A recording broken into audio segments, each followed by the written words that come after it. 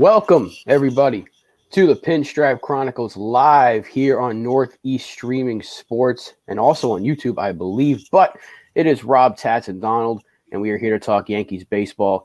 The Yankees played a game last night. The Yankees won a game last night. Another come-from-behind victory over the Oakland Athletics, but a win is a win. Jordan Montgomery struggling in that third inning, giving up 5 runs, I think, with 2 outs. Very, very rough. But the Yankees, as they have now 23 times all season, coming from behind to win another game.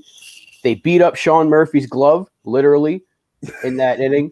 A couple of catcher's interferences from Judge and Stanton. That must really hurt. And then he got hit in the mask. The dude was getting beat up all inning. Josh Donaldson gets a big hit. Trevino comes up again. Joey Gallo still can't catch a break. And all in all, the Yankees get the W. So I'll start off with Tats, and then we'll go to Donald. Let's lead off with Jordan Montgomery. What are your thoughts about him? I think this is now, his second start in a row where he just wasn't as crisp. His pitches weren't moving the way he was supposed to. He was leaving too much in the middle of the plate. And he just hasn't, he's kind of lost his form a little bit. And it's almost, but it is also a reminder that, he's a bottom of the rotation pitcher. He's not a top, he's not a middle, at first he was pitching for like a number 2. So it was hard to really put too much stock into what he was able to, how he was pitching at the beginning of the year. He's kind of coming down to earth a little bit, and it's going to come down to run support because he's going to start giving up some runs. So as much as I am a big Montgomery fan, this pretty much is what we expected him to be. He's going to give up, 3 to 4 runs a game and just hope that the offense can keep up with him. Yeah, I mean, he's had this is probably his worst start over his last few, and he had that one really, really bad inning, but he was able to give us 6 2/3, so he was able to avoid it spiraling out of control. Yeah.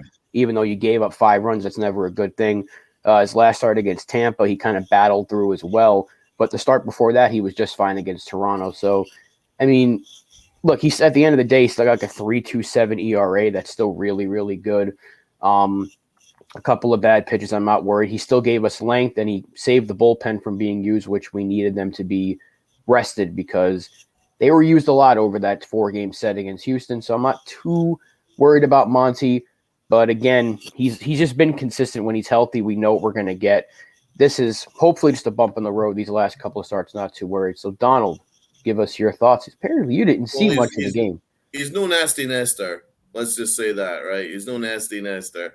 But he's, a 3.27 ERA is pretty damn good. And listen, if you get that from a bottom rotation starter, you'll take that every single day of the week.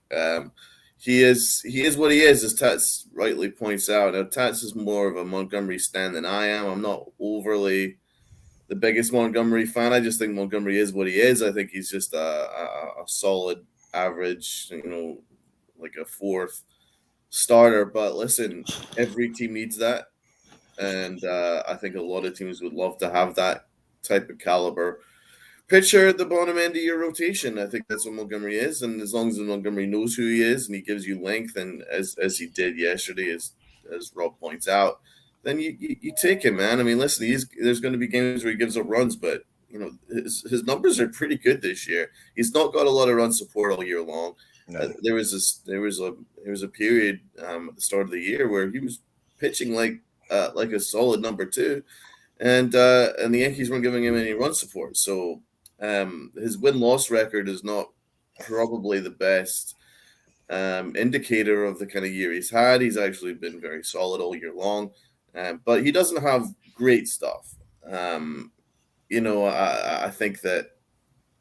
I think he's very much relies on command.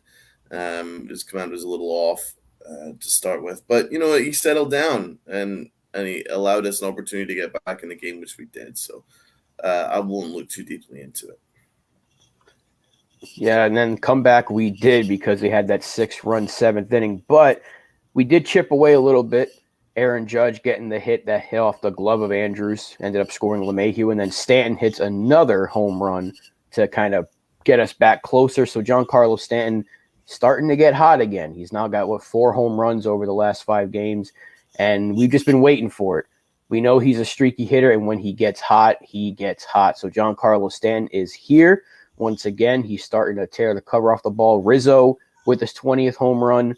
If it wasn't for Judge's historic start to the season, Rizzo is currently on pace for like a 45 home run season, and that's not getting talked about enough, Johnny. So Right. Anthony Rizzo has been fantastic. But we talk about that 7th inning because it starts off Joey Gallo nearly hits a home run. Then he lines out into the shift.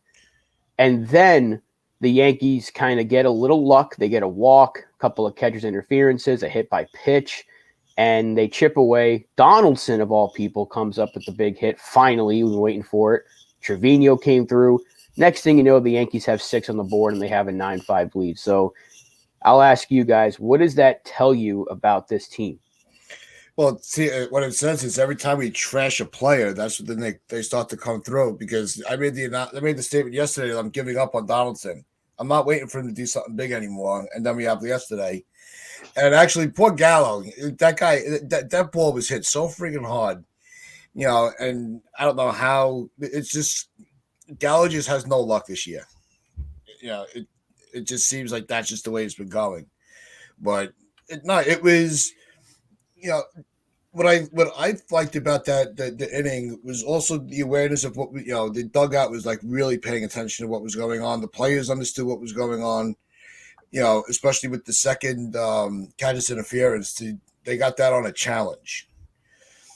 So they're really, when you see an opportunity, they said this on the broadcast on the radio show with John and Susan. If you open the door for the Yankees to get back into a game, they have taken advantage of it almost every time this year. You cannot let them, once they smell blood, that's it. They're all in on it. And they will make it a game again, no matter what the score is. Donald? Yeah, let's just calm down on the old Joey Gallo was so unfortunate thing. Yeah, one shot just missed a home run, but he's 0 for 22 with like 11 strikeouts. In his last 22 at bats, there's more than bad luck. He's just not very good. He's in fact probably one of the worst Yankees I've seen in a long, long time. I'm not rooting against him. I think he's a really good guy. I know he really wants to succeed. It's just not working. He just cannot handle New York, and that's the thing about when you rely on advanced analytics to solely base your reports on his numbers to go and make a deal for a player like Joey Gallo without looking at the scouts. I think the scouts would have told you. A-Rod told the Yankees that he's not the guy for New York. A-Rod knows baseball inside and out. Sorry, guys, he does. He's a baseball savant. He knew Joey Gallo just is not cut out for New York, and you can see it. You can see it on his face. Just he looks a little bit. It looks like the stage is a little bit too big for him. I think he's trying too hard to impress, and it's all getting a little bit too much. So he definitely needs a change of scenery. I think he needs to be sent to the West Coast. He certainly needs to be sent far, far, far, far, far away from Yankee Stadium because at this stage it's ridiculous. So yeah, I'm sorry, I'm not buying this whole he's got bad luck. He's got no luck this year. He's just not been very good. Sorry. As for the rest of the team, this team never ever gives up, and that's a wonderful quality to have in a ball club. They especially seem to wake up in the later innings. They have a habit of doing it. 23 comebacks this year. That's wild. 10 walk-offs at this stage. Wild. As I say, I think something the Yankee front office focused on was the small margins this year. Because they really wanted to tighten up on just the little small details that will push you over the edge. And I think that's what it is. I think that they're a clutch team this year. They play better defense, and their pitching's been great. for the majority of the year, and that's what the difference is in each game, because a lot of the time they're just having to make great comebacks, but they do so because they never give up. They believe in each other, and their approach at the plate, bar the games that I go to, are normally fantastic. So it's it's an amazing turnaround from last year, because it's night and day from last year. Really, because we never really saw that last year. Usually when we went a couple of runs down, they just they hit the canvas and that was it. But this team comes back, they come back, they come back. It's pretty impressive. Well, that's what it was. Last year, you would have seen games like yesterday where a team that really is last in pretty much every offensive category puts up a five, puts up the five spot in the third, and the Yankees would have just been like, all right, not our day, and they let last year there was too often where the lower teams in the league came in, had their way with the Yankees, and were able to celebrate and celebrate the winning series like it was the postseason. And this year the Yankees have avoided that multiple times in various situations and in a lot of different ways. Mm-hmm. So that's why you could really get look past the series from the weekend, because just like we had asked them to do this yesterday, just get the offense on the right track for in the Oakland series, because it's not going to it's going to be a little more challenging after this. The one game with Houston, Cleveland, and there's another series with Boston just around the corner too. So this is the time to really get everybody right, feeling comfortable at the plate, and not that they had lost any confidence, but just it's that reassurance to the fans that the Yankees have not forgotten what they wanted, what the goal is.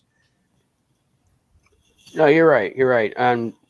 Interestingly enough, Boston has had, just like us, a pretty historic month of June, and they have lost a half a game in the standings. So it tells you just how good we've been, because the fact that the Red Sox are having that kind of a month when they were not dead in the water, but they were like drowning a little bit. They were starting to fall a little bit early on. They have been on fire for a while now, and that they still can't make too much ground because the Yankees keep winning. So that's what you want to do when the division is as good as ours. Even Baltimore is just 5 games under 500 right now. So the AL East has been outstanding this year. And the fact that the Yankees continue to win games that they would have lost last year and have a double-digit lead at this point is fantastic. Something else I want to talk about is Marwin Gonzalez had 2 more hits last night, had another RBI. And this stat comes from John Boy because he's been talking about it a lot. And in games where Marwin gets 3 plate appearances or more, he's slashing 269 average, 309 on base, 436 slugging, and a 745 OPS, which those slash lines would be better than Josh Donaldson, IKF, Joey Gallo, and Aaron Hicks. So is it time for Marwin Gonzalez to maybe platoon at shortstop a little bit, or maybe even play more left field or right field? Ooh, I think in this case, if he's that hot, slide him into have Gallo sitting on the bench and let Marwin get the play time. Is what he could that's that's what's fair. But if that's what's going, if Gonzalez is in a state of mind right now where he can give you solid contributions as an everyday player, ride the wave while you can. Donald? I'd see him short before I'd see him in left field. But remember, it's a short sample size. He's not had a ton of playing time. But I think there is a scenario where a platoon would make sense if it's a meritocracy. But if it's a meritocracy, you would see a lot more Carpenter as well, because Carpenter has been really, really good in the limited playing time that he's had. The Yankees have depth on this bench. I wouldn't I certainly would get to the stage now where Hicks, Gallo, and Falafel probably shouldn't be playing every single day. Um, Certainly Gallo, but remember we sent down Andujar when he was red hot, and he would have been the ideal guy to stick in left field until the trade deadline. We were discussing this when we sent him down. I didn't like it at the time. The proof is in the pudding, as I said yesterday. It's just Gal ain't cut out for New York, so I'd certainly like somebody else to share time until we eventually trade him away. But as for Marwin Gonzalez, let's not forget, man. There's a lot of people in the industry that really like the signing from Marwin Gonzalez now that he's healthy. If he got increased playing time, that you would see that Marwin Gonzalez of a few years ago, where he was a legit starting caliber player. So I think that I think the Yankees should be platooning him with Falafel now. Obviously, I don't think his defense is as good as Falafel as short necessarily, but I think his bat would be an upgrade in many scenarios. And there's an interesting stat line, and it certainly should give the Yankees something to ponder. I mean, he does offer you a lot in terms of what you kind of need in the lineup, which is a switch hitter. Gives you more balance. We always talk about the Yankees needing balance with the lefties, and since you're not getting that with Gallo, you might want to think about putting Marwin Gonzalez somewhere, even if he has to maybe play third and you can DH Donaldson and you have an outfield of Hicks, Judge, and Stanton. At this point, Hicks probably has to play more than Gallo. It's just been that rough for Joey Gallo at the dish. But, I mean, if you can get better production, which you definitely can with Marwin Gonzalez, you probably have to play him more. And with Falefa a little dinged up right now, I mean, it gives a chance for Gonzalez to play maybe a couple of days. And who knows what's happening with Gleyber Torres. Hopefully we avoided something with Rizzo as well, because he got plunked on the elbow and got taken out of the game. But Aaron Boone said he's not too concerned, but we've heard that in the past, and it turns out the guy's out for a while. So fingers crossed that we're not down 3 regulars right now, because that would be pretty rough. But yeah, Marwin Gonzalez, I think so far so good. In 41 games, he's hitting 250 overall, which is not bad considering he was a minor league signing. We've gotten some pretty solid production out of him. We could be seeing the return of Aroldis Chapman soon. I think he has one more minor league rehab appearance with Scranton. Today, we know that J.P. Sears is starting, so they're going to have to send somebody down for him, and it's going to end up being a pitcher. I don't know if they're going to send down Marinaccio because he has the options. I don't think that's a smart idea because you have to wait 10 more days. He's been outstanding. That's really good. Might have to be Abreu because the fact that he pitched 2 innings yesterday, they just got him back. He's been back for 2 games now, a few innings. It wouldn't be a huge loss, and maybe someone doesn't claim him. I don't know, but Sears will come back today to start and then probably have Chapman back tomorrow. So who do we think is on the bubble here? Abreu, maybe Banuelos. He also had to be DFA'd if I'm not mistaken. So the Yankees have a decision to make here. I think to keep their the strength of their bullpen and the flexibility of the bullpen, it makes sense to, if Marinaccio has the option, I think he's the one that goes down to until we see what's going on with Chapman's return and how healthy he can stay. It'd be a tough decision. It is tough. Marinaccio's been outstanding. No, I know. It's not Marinaccio, man. Not at all. He's been really good since coming back up. But, Clark Schmidt was great. And then we had to send him down in order to sign Abreu, which I didn't love at the time. So what is going on with Clark Schmidt? Well, why is he not being considered for these starts? Well, they just sent him down, so they'd have to wait 10 days, and they want him to stretch his arm out more in the minors because he's been exclusively out of the bullpen except for one start for us so far. So he hasn't been as stretched out as JP Sears, so Sears can give you maybe 5 or 6 tonight if needed, whereas Clark Schmidt probably is only good for 3, maybe 4. So that's why they sent him down, because otherwise Clark Schmidt would have been another piece to a really good bullpen.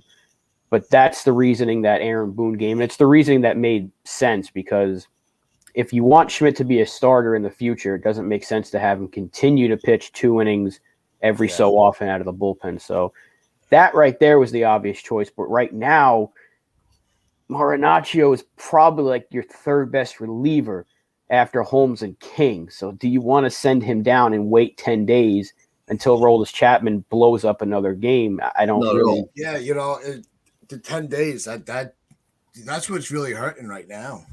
It's not. So maybe Ben Wells.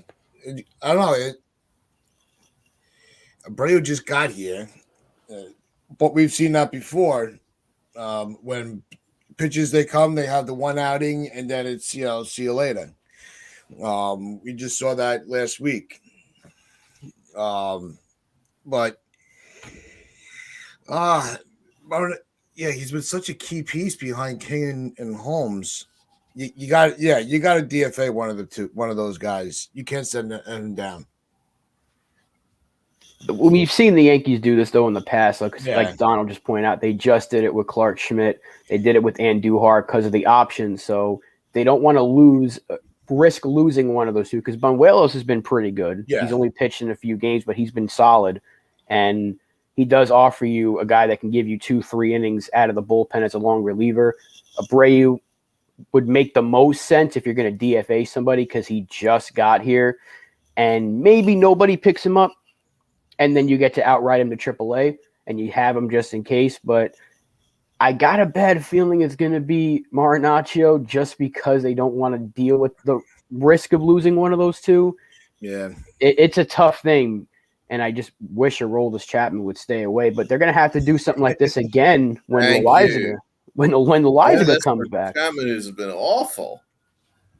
Chapman, I don't want any piece of him on this team, but the bullpen's been shockingly better since he got hurt. So I don't know. No surprise there. Can't say I missed him. I don't miss him, and every time I see him in his rehab performances, I'm like, why don't you just keep him in AA or something? Who cares? Let him stay there. We don't need him here. I mean, if he's better, doing in his rehab? He's throwing strikes. He's not throwing it to the backstop. I guess that's an improvement of what he was. He wasn't good before he got hurt, and hopefully, I mean, to be fair, I want everybody on the team to succeed. So if he comes back, if he can just give us, he's going to go back to the 9th inning apparently. So if he can just get 3 outs and keep the lead, Boone's already said when he's back, Holmes is going to get the toughest parts of the order. So that might not necessarily be the 9th inning. But that scares me, because if we're up by 1, let's say Holmes gets through the middle of the order and we're up by 1, Chapman against the bottom of the order terrifies me, because that's where he struggles the most, it seems. He can't get the guys at the bottom of the order out, but he's somehow able to get through like the 3, 4, 5 hitters sometimes with ease. I don't get it. He's so weird, because he should be getting through every single buddy with ease with that fastball and that slider combination. He just misses 30 feet the other direction sometimes. So he's such a weird player. Hopefully when he's back, he's better, and hopefully they don't let Marinaccio go, but I think it could be him or it's Abreu, one of those two. Yeah, we don't have time in this episode to go into what you just brought up there with Aaron Boone. I'll just say briefly, I wholly disagree with that. You've seen how comfortably Holmes deals with the 9th inning. It's amazing. He just, no problem. He just gets through it. I mean, don't you want that as your closer? Just stop looking at salary so much. I know that Chapman's paid to be the closer, but all he's been doing is been the opposite of closing games for about 2 years now. So, how much more evidence do you need? I mean, he melted down again last year. All through the summer, he melted down to the point where Aaron Boone couldn't trust him. Right from the get-go this year, he started melding down to the point Aaron Boone couldn't trust him. And then he mercifully got hurt so that we could actually start winning some games without having to worry about him blowing things. So why would you then, get burned all these times and go, all right, well, we're going to put him back in a closer situation? No. As Rob points out, there's not a position in the order where you comfortably feel Chapman's going to get through it. I don't know where you're going to put him, because I think I know that Boone's quandary is you obviously want Holmes to face the better hitters, but it comes around fast. You walk a couple of guys, and then suddenly, before you know it, you're facing the middle of that team's order anyway. So I don't like any of what you just said right there, Robin. I think it'll be a good idea to maybe discuss that in depth more tomorrow. But yeah, I hope it's not Marinaccio, because it should be a meritocracy, and Marinaccio was merited staying in the bullpen. But that's why I brought up Clark Schmidt. He more than merited staying up in the bullpen. He's been terrific, but the Yankees love to make use of all these options so they don't lose certain guys. But it has been at the expense of guys who are really contributing and have a future here, which Clark Schmidt does. But we'll delve into that another time. But yeah, I have to say, regarding Chapman, it's been out of sight, out of mind for me. I can't say I've overly been concerned about how his rehab's going. Another thing I'd like to circle back on before we finish, Rob, you pointed out it's not been mentioned that much. Rizzo is having a terrific power year. His numbers are unbelievable as a power hitter at this stage. He certainly has. I mean, 20 home runs, 50 RBIs. He's on pace for an outstanding year, one of the best years we've seen from a first baseman since Teixeira in his first year here. So average be damned. I don't care about it. I don't care, because right now he's hitting like 220, something like that. But the on base is good. The power is good. The defense is good. He's driving in runs. He's clutch. And he is a hell of a teammate, because him and Aaron Judge are tied at the hip right now. And you got our best player with one of our best players. Just they're like best friends. And the whole team is a great group, obviously. But you see Judge and Rizzo, they're like, you can't separate them every single night. So it's great to see. Rizzo, a lot of people didn't want him back, and he is raking.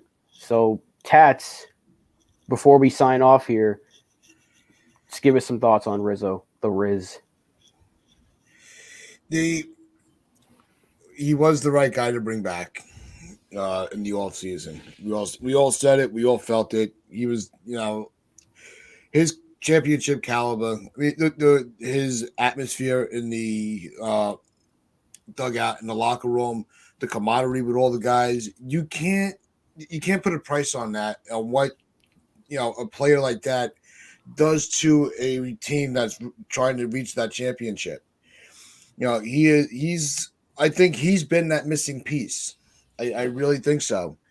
And he's solid first baseman. I don't think we've seen a defensive first baseman like that since Teixeira, because everybody else that's coming after him has kind of been mediocre. So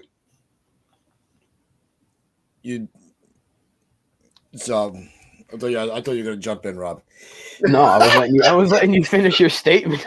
All right. You're doing so well, Tats. You're doing so well. You had it.